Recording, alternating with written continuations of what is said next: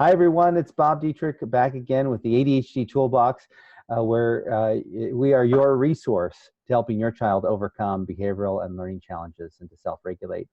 I have a very special guest today, and Katherine Quie is our guest. And Quie, that's Quie, okay. It's Quie. Quie. It's yeah, Quie. So you can find her on the internet, Katherine Quie. And Everybody mispronounces it. It's okay. there you go. So, Katherine, welcome to our show today. Thank you. I'm so excited to be talking to you. Well, Katherine is recently founded an organization called ADHD and You. It's an outlet for her passion in supporting youth and families impacted by ADHD. And she's practiced as a licensed child psychologist with a specialization in pediatric neuropsychology for nearly 20 years. That's impressive. Now you've got a new book coming out, which we're going to talk about, called Raising Will. Will is your son. Yeah, And here it is. awesome. Yep. Awesome. We're going to talk about that because it really kind of focuses on the brilliance of children that have ADHD, the genius inside, as I like to call it. And so we're gonna really talk about how to, and I think we're going to see through Katherine's story how you can really allow that brilliance and that genius to emerge. So very excited about this. It's a very uplifting talk today. So Katherine, tell us a little bit about yourself and your journey with regards to ADHD and your experience there. Okay. So let's see. I was in a doctoral program getting my clinical degree in psychology and was pregnant in that program and turned 30 around that time, and really my son was born, and first child, and so it was rough. He, like many kids with ADHD, I had read all these books, and the book said, the baby slept like, I don't know, like 12 to 16 hours, closer to 16. And I was really thinking, what is happening here? I'm really struggling to get this baby to settle. He wasn't crying all the time, but he was just alert. And if he would fuss quite a bit if I didn't move him. I just remember having to move and pace and walk. And at the mom's group I went to, I was always kind of walking around the room and watching these babies in their car seats kind of chilling out. So anyway, early, of course, at that stage, I had no idea that he had ADHD. But as the years went on, it became more clear that something was going on. And as the years went on, I was getting more training and more experience. And I did a fellowship after my degree. I graduated with the clinical psych, and then I was so interested in child development, and I always have been fascinated with kids, always. And so I did this added degree in pediatric neuropsychology because I had some great professors, and I just was fascinated at how kids learn, and I liked how the testing gave me so much more information about what was easy and what was hard. Mm-hmm.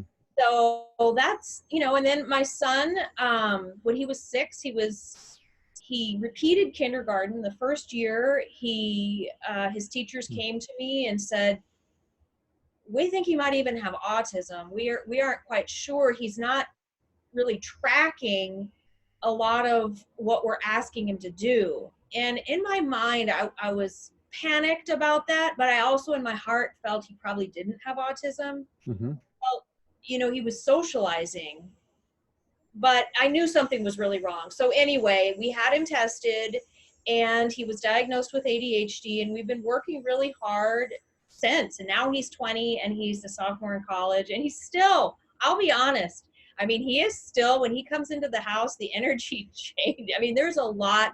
He's just got a ton of energy. He's a musician. Wow. So that's kind of my story. And so I don't have ADHD, but I seem to be attracted to many, many people who do. I'll find them always at a party. Got it. So you're a licensed child psychologist. Yeah. Do you specialize in ADHD? Was that, and obviously you do now, but did you always specialize in ADHD? that's the thing. I was writing papers about ADHD way before, even before he, yeah, I've always been fascinated with ADHD. You know, kids with ADHD, they're like a breath of fresh air to me Mm-hmm. because they say it like it is. And I was raised in the South where you really don't do that. Mm.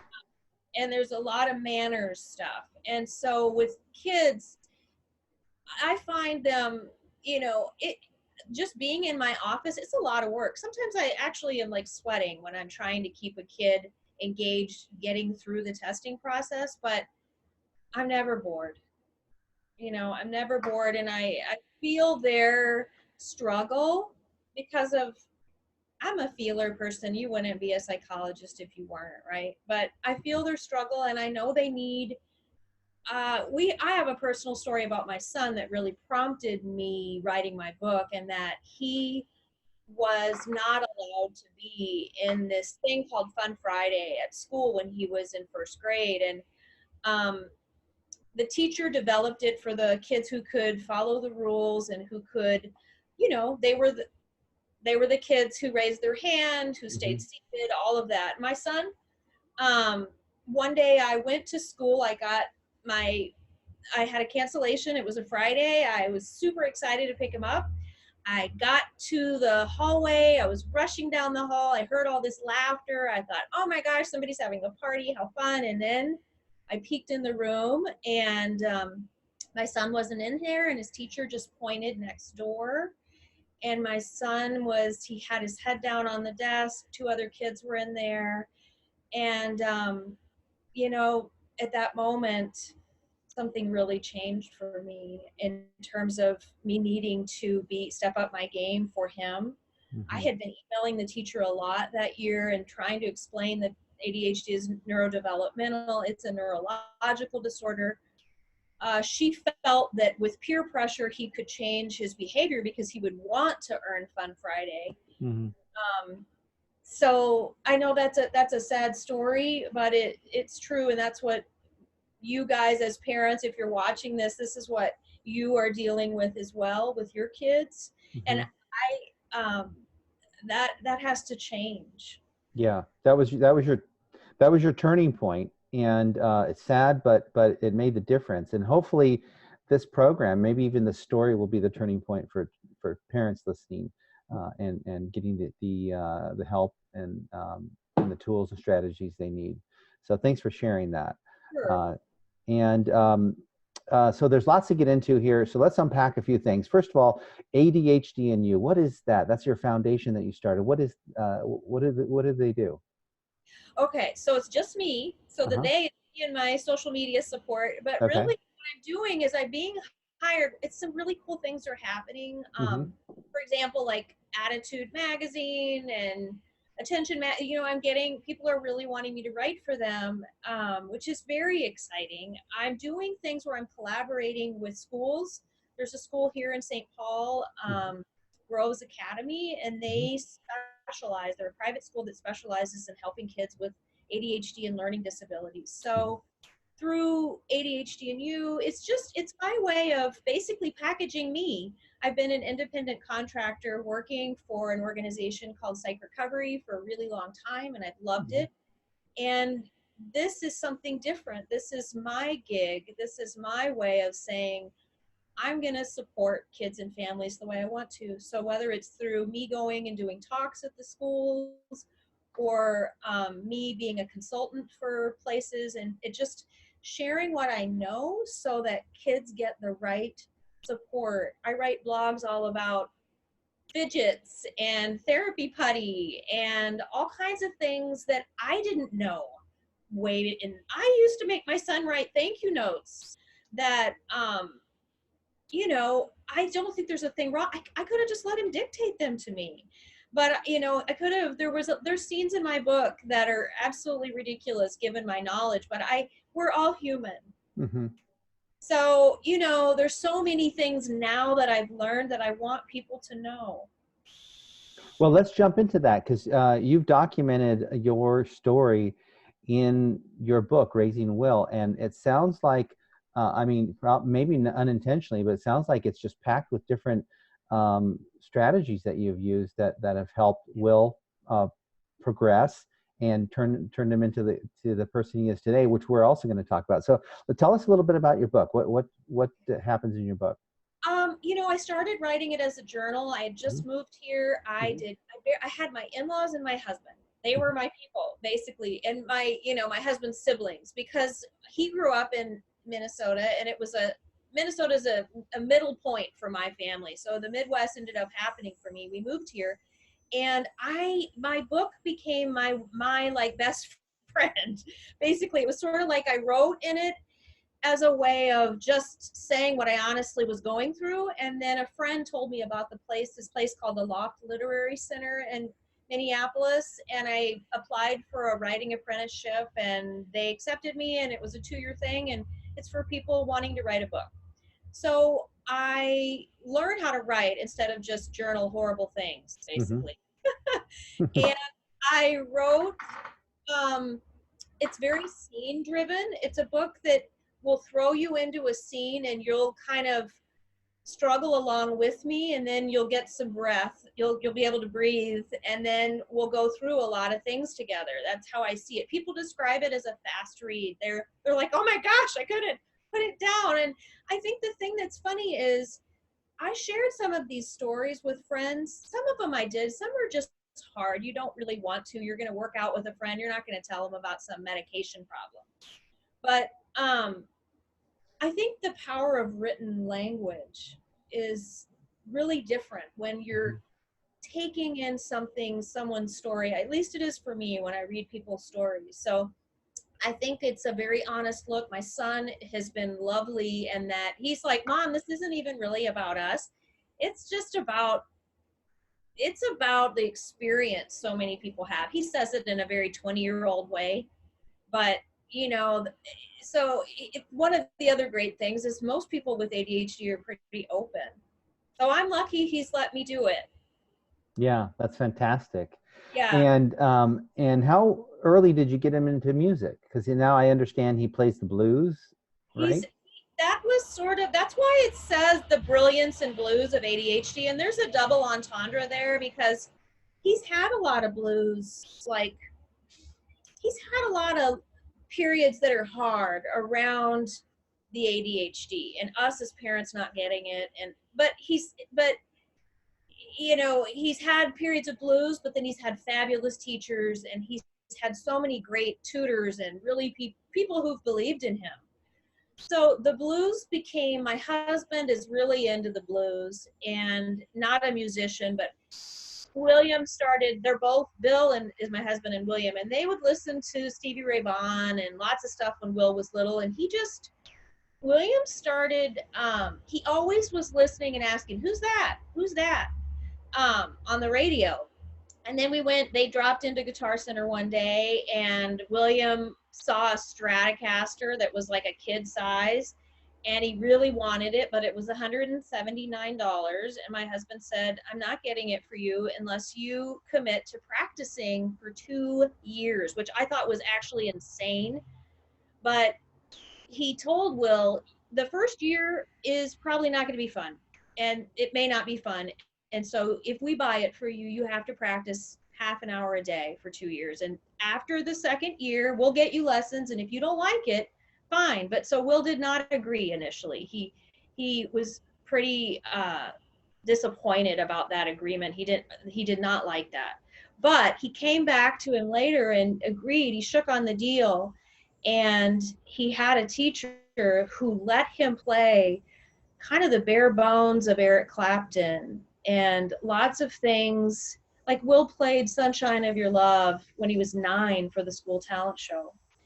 And that was a way, like, literally after he performed that night, people were coming to me. They were walking around Will, and they were saying, like, who is your teacher, dude? Like, where are you learning this? And he started playing at open mics and at blues bars, Famous Dave's. Mm-hmm. He just really got into it, and he started playing in Chicago when he was pretty little. Yeah, that's amazing. It isn't because of us, but I would say we played a role in enforcing the structure. Right, and that's the brilliance of the and genius behind the ADHD mind. There's so much there that can be brilliant when it's nurtured and Cultivated, managed. right? Yeah, yeah, yeah. Nurtured, managed, cultivated.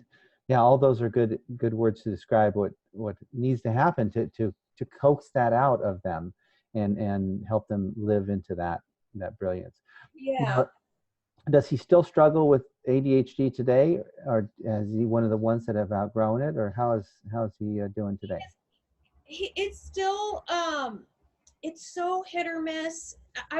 Hit or miss is probably the wrong word. It is, he still struggles with determining when to take medicine exactly. Um, he's still pretty subdued when he takes a tiny bit of Ritalin Hmm. because he's so sensitive to medication. My son's doctor describes William, and they have a great relationship, which comes out in the book. A lot of their interchanges. But he says, with you, Will, when you, most of us can eat a Thin Mint and we're just good, but you lick a Thin Mint and you have a reaction to it, and the meds are like that for him. So he, but it's such a relief when he can sit and just do. I remember coming home from work and just seeing him at the table, and Mm. just like my shoulders would relax because I'm like, oh my gosh, because he took higher level things in high school. And he's been, I kind of feel self-conscious at times using the word brilliance in my book because I don't mean intellectual. I mean, he is very bright. But what I mean is he he needed a lot of stimuli. And so that he had to be in classes that provided that. And yet, Mhm. if without medicine, he was like pacing around with his guitar. And, we just can't have that, right? Yeah, So I'm amazed when I look at the different famous people that have struggled with ADHD and how their geniuses emerged, from Einstein to Edison, and some of the people today, Michael Phelps, Adam Levine, yeah, Howie Mandel, people like that. I mean, you can look them up, and these are brilliant people that have created brilliant things, and so there's lots and lots to love there, and it's really about the management, and if you can manage it and get it under control. And so what you do with neuropsychology is so important. Let's head into that area and talk a little bit about one of the things that you said was important when we talked earlier. You said it's important to know why good neuropsychology testing is a game changer with kids. Why is that? um, because when you have a child come into your office and you go through the testing, many times they're sad about doing it. Hmm. They're, this is a huge, and I have to say to the child, trust me, I've been doing this a long time, and I'm going to have way more work to do after this than you will. You're going to be here with me for a few hours, but I'm going to write a big report where I talk about what's easy and what's hard for you. And I'm going to advocate for you. I'm going to put in what level your math is and what steps are missing, how math facts are harder for kids with ADHD, that rote memorization. We know that. Hmm. So I'm going to make recommendations, and I'm not going to force you to sit with your parent and just do math facts over and over because that's not as helpful. I'm Hmm. going to tell them about ways that you'll get it more. Right. So, such as being able to move while you're learning them and all kinds of different things. And I'll recommend, if you're behind with reading, I'll recommend the tutors that I think are the best. So that Orton Gillingham is a tutoring methodology it's super sensory based. So the Hmm. child is writing in shaving cream. They're making letters with their bodies. That's the kind of way that many kids with ADHD who are lagging in reading learn. So I try to get them to buy into, and then I write a report, and many are experiencing when they're blowing up in class, they'll do ratings for me, and many say, I'm worried all the time. I can't sleep at night.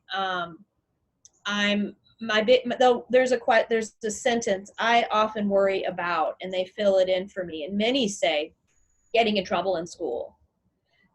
Or my mom, they'll be in a house where there's tons of stressors. So then I can unpack that more Mm-hmm. and get a sense of their language. And then I can quote them with their permission saying, this child is saying to me that trying to pay attention in class is so torturous that that is why they're flipping off the teacher. They seriously cannot physically stay in their seat. And I'll quote them and make it more meaningful. Yeah. So that is a way. I just feel that in the therapist, then it's not just teachers, but the therapist who's working with that child can then, if the processing speed is slow, explain to the parents, when you're talking and giving all this information quickly, your kid is getting agitated because of the way they're processing information. You got to write 3 things down, slow down, so it really helps with so many things. Awesome.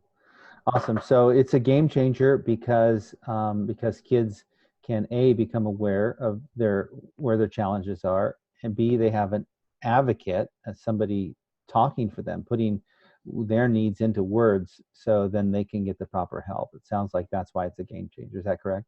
I really think so. I mean, and I know that some specialists think that, like some insurance companies, we have to work really hard to get it covered. We have to.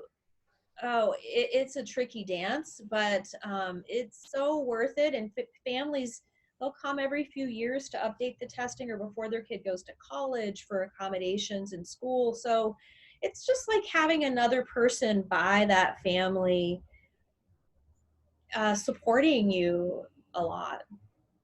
Understood. Understood. So one of the things we also talked about before the interview was how ADHD is pervasive. So what do you mean by that? Well, that is a quote also. It's true, but my son's, one of his teachers said that to me about him. His ADHD is so pervasive. And what she was meaning is it affects so many parts of development. And so when we talk about so pervasive, meaning across multiple settings, affects attention, affects memory.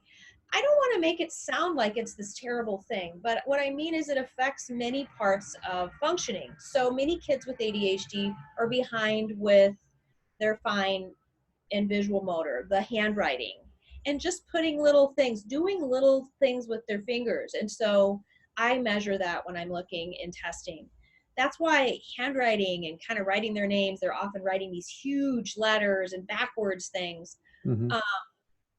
So it affects sleep often. Most kids with ADHD struggle with sleep. Many, even without meds, are rigid eaters. They just struggle. There's a lot of textural stuff or things. They're hypersensitive to smell. My son couldn't ever stand styrofoam. We always had to open like our to-go food. Like if we got Chinese food, we'd have to open it outside, or lots of things. And unless you live with a kid with ADHD, you don't really, how could you know? But these are all things you can overcome, and they're all things that make that person unique. Absolutely. Absolutely. So do all kids, all children with ADHD all have the same thing, like poor handwriting and sleep problems, or is it different with each one? Every kid. And when a child doesn't have sleep problems or they have beautiful handwriting, I say to their parents, this is so great. Or when their reading is right on track, or they can write an essay beautifully, I look at them and say, I am so excited that you're in the 97th percent or the 80th or the 70th percentile. This is so amazing. Because I'm so used to seeing such uneven development. But really, it's everybody's, like if you've met one kid with ADHD, you've just met one, because everybody's so different. Right. Okay, so they can have different challenges, but a large percentage of them will have handwriting issues. Large percentage will have sleeping issues or food rigidities or motor weakness or poor coping skills, things like that. And Yeah, a lot are blowing up because of the frontal lobe being less developed in that part of the brain helps us regulate our mood. So right, that's why I explain a lot too, that coping is a few years behind. got it, got it. Okay, and the other thing we talked about was that people with ADHD have special qualities, and you like to call them areas of brilliance. Yeah. Let's talk about that a little bit, and what's been your experience? You know, I think there's this, and I was trying to write it in a blog and kind of get my wording right. But there's my father-in-law, who's a super intelligent guy. He's now Mhm. 94. He talks about how my son makes these connections, and I see it with many people that are adults that I Mhm. know that have ADHD. You'll just be at a party and there'll be some historical fact, and then they'll pull in a movie and something else, boom, and they're all related, and it's like amazing. It's like kind of envision like a Robin Williams sort of thing. And Mhm. my son is doing that. And so it's just these connections like stick to them in a way that I could never ever do. I don't think that way. So there's this rapid fire ability to make connections and with humor many times. Mhm. And yet, you know, when you say, all right, I want you to do A, B, and C, and it's more of a mundane task. Oh my, you know, that's that rapid fire ability is it's different then. Right. Right. So if you were to talk to parents that are watching today, and you were to give them advice on how to um, nurture that brilliance and pull that brilliance out of their child, what would you suggest? What are some of the things that you suggest? I would say look for things that your child enjoys, and that's um, look for things that they're good at, and know that you're going to be side by side with them a lot. Because families will they hear about my son or they Hmm. observe him play music and they say, my gosh, you know, we tried guitar lessons and it just was a huge flop. He or she would never practice. And then I'll say, well, did they have lessons? No, I told them that if they wanted to have lessons, they needed to show me they were interested in the instrument. Well, that's silly. Of course you're going to have to know how to learn how to play. You need the structure. And kids with ADHD around whatever you're doing usually need more side by side help. Right. So I just say take that in and just know that. Instead, it's sort of like William would not sleep through the night forever. And when I finally accepted that that was sort of what we were going to be doing, I just could relax a little and go, all right, you know, we're going to trade off. My husband's going to be up with him instead of being like mad that he wouldn't do it. And so that's kind of what I say to parents. You're on a journey where you're going to be involved more. And you can, so you need a tribe. You need Right. people who are going to be helping you that you call upon, that are going to not be, then try to find people that are not very, of course you're going to find people that aren't very judgmental and tell them, like my mother, she would say a lot of things, how she was worried that I didn't make him do more things independently.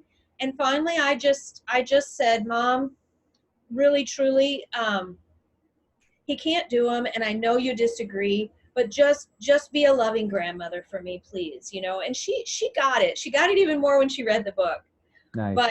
she got it. And you know, be direct sometimes and kind and loving, but say, I'm trying so hard, and just hearing you say I need to do A, B, or C, just give me a break right now. Yeah. You know, over and over again, I hear the experts saying, and especially on this show, that embrace the ADHD. Don't push it off like it's some kind of annoyance or something that's temporary. Embrace it as a lifetime Disorder. quality. Yeah. Yeah. And I don't really like, my son feels kind of sad when we talk about condition or disorder. But as a lifetime you, right. embrace it as you. Awesome. Awesome. And so you've you've been in with your child for such a long time working with this stuff, and our program is really working with and focused on helping parents with dealing with their children with behavioral and learning challenges. Real quick before we end our program today, our episode, can you share some of the things that you found that were really effective in you working with and shifting behavioral and learning challenges as you raised Will? Yeah. One of the biggest things after that incident happened when he was in first grade, when, you know, I tried, my husband and I had a meeting. I knew that the teacher wasn't going to budge. Mm-hmm. So what I could control was getting him tutoring. And he was behind in his reading. And my husband has dyslexia. And Mm-hmm. so we knew there was a genetic part to it. Mm-hmm. And my son had already done kindergarten twice. So um, we got him with an Orton Gillingham tutor. I looked up a few. I actually brought him to Mm-hmm. see who could handle him. And one woman just embraced him. She just adored him. And so we worked with her for several years, and he bumped to the advanced accelerated reading by the end of second grade. And then she worked with him in writing. And I think she's a big reason why his writing is so beautiful. Now, I mean, Will, if you look at his handwriting, it's still kind of funky, but he can type beautifully and type papers beautifully. And she didn't care. When he was sad, she was kind to him, but she had a huge prize drawer and she was like, dude, you're going to do this. And, you know, she was tough, but kind and loving. So have someone help with learning. And the thing is, it is not covered by insurance, the tutoring. So find someone who's Orton Gillingham trained or a school specialist who is in the special ed department that wants to make some money on the side. Somebody has to have training in the area though. And one of the things I would love to see happen with ADHD in you is that I move to a place where I'm speaking enough that it would be awesome if insurance would that would be a great goal for me to help get that covered tutoring at some point in my career. So tutoring is huge. Having a doctor that you really, really trust. If you're doing the medication piece, Mm-hmm. need to for more significant ADHD like my son, he did, that we found someone who communicated great with us, who my son had such a good relationship with him that my son actually thought he could, hey, can I, like, when I go to college, can I text you? His doctor's like, well, no. You can't text me. I can call you, though. So Mm-hmm. someone that you really know, they take time to get to know you. Therapy off and on is really, really helpful. I waited too long for us to get support because I tried to handle things because of my work. And every time I let someone else help us, I was so relieved. So relieved. And I thought, why didn't I do this sooner? Talking openly about ADHD in your family. Having family meetings where you're like to your daughter. My daughter did a lot of overdoing because of him. She had to do a lot of things, Mm-hmm. but he made friends easier. So, she saying openly as a family, how is that for you, Emma? That what can we do to make it easier? We don't want to dump all this stuff on you. Those kind of things. Those are some great ideas. And they also have group therapy. I haven't asked anybody about that. Do you recommend group therapy? Well, I'm a professional member of CHADD. It's all caps CHADD, and it's Mm-hmm. children and adults with attention deficit disorder. They have a lot of parenting groups, and they're online or in person. They have support groups, lots of things. I think I haven't really heard of group therapy as being a common modality for ADHD. I don't see why it wouldn't be helpful to have other people saying what's helped them, but mostly it's one-on-one, having somebody with you, and then having your family involved. I Got think it. the family being involved some is huge to transfer what you're doing to home. Got it. Got it. Well, that's awesome information. Can you remind us again about your book, Yeah, Raising Will? it's called Raising Will, Surviving the Brilliance and Blues of ADHD. It's on Amazon. It's at Barnes & Noble. Lots of smaller indie bookstores. Awesome. On my website, it's KQ ADHD and that's A&D and the letter U. And you'll see my blogs, and I have a YouTube channel, lots of stuff. Okay, the letter K, the letter Q. Is that right? Yep, KQ ADHD, then and ANDU. And you, Dot got it. com. Yeah, .com. and I just Yeah. stayed up till 1 in the morning. I stayed up super late finishing my newsletter. That was crazy, but I want to get information out to people. That's fantastic. And you're also, it looks like you're giving a free gift to anyone who would like it. Yeah, And that is a 15-minute phone consultation. So you can sign up at the website you just mentioned, the letter K, the letter Q, ADHD, and ANDU, the letter U.com. And you can sign up for a free 15-minute consultation. And Katherine will meet with you and talk with you more about any questions you may have. So thank you, Katherine, for being our guest today, and thank you for watching another episode of the ADHD Toolbox, and we will see you on the next episode. Thank you, Katherine. Great. Thank you all. Bye-bye. Bye.